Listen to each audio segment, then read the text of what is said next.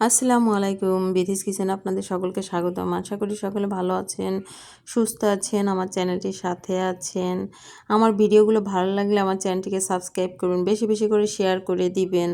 আজ আমি আপনাদের দেখাবো শার্প মাইক্রো ওভেনে চিকেন পিৎজা তৈরি। খুব সহজভাবে আপনাদেরকে দেখানোর চেষ্টা করব। আপনারা চুলায় এভাবে তৈরি করে নিতে পারেন। চলুন শুরু করি, আপনাদের সাথে শেয়ার করি। এখানে আমি একটা বাটি নিয়েছি, বাটির ভিতরে 1 চামচ পরিমাণে ইস্ট নিয়েছি।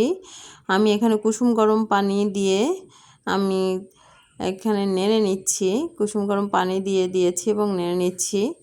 আমি এখানে আপনাদের সাথে কিছু টিপস শেয়ার করব, ভিডিও শেষে বলে দিব। আমি এখানে 2 চামচ পরিমাণে চিনি নিয়েছি। ডোটা তৈরি করার একটা পারফেক্ট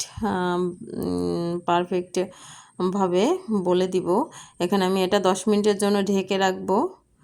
ঢেকে রেখেছি। এই দেখুন 10 মিনিট পরে যখন দেখবেন যে এভাবে ফেনা ফেনা হয়ে উঠে এসেছে, ভাববেন যে আপনার চিজটা ভালো আছে। একটা বাটিতে ঢেলে নিচ্ছি।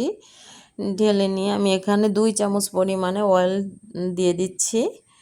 দিয়ে আমি এটাকে নেড়ে নিব এবং সামান্য পরিমাণে লবণ নিব, বলা যায় 1 চিমটি পরিমাণে, 2 আঙ্গুল দিয়ে যেটা হয়। এই দেখুন এতটুকু পরিমাণে আমি একটু লবণ নিয়ে নিচ্ছি।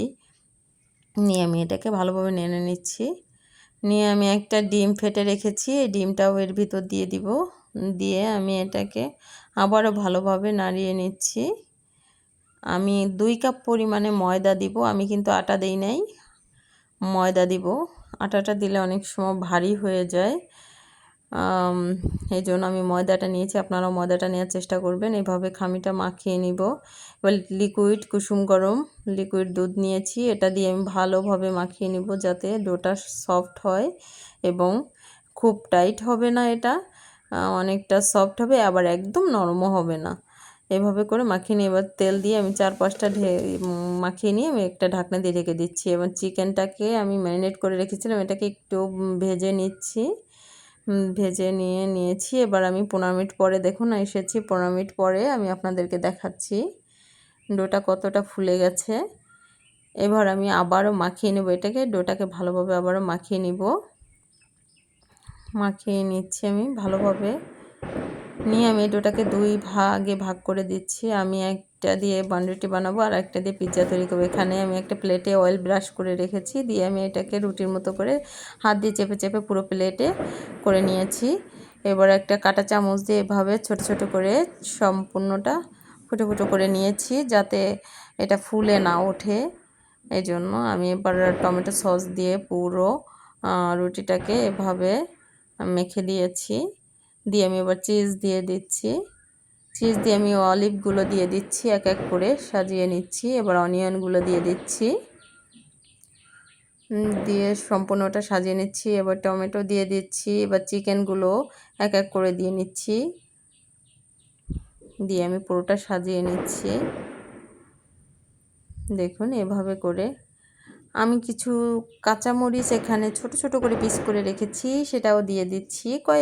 একটা কাঁচামরিচ ছোট ছোট করে পিস করে রেখেছি। এবার চিজগুলো আবারও দিয়ে দিচ্ছি, দিয়ে আমি পুরো পিৎজাটা সাজিয়ে নিয়েছি।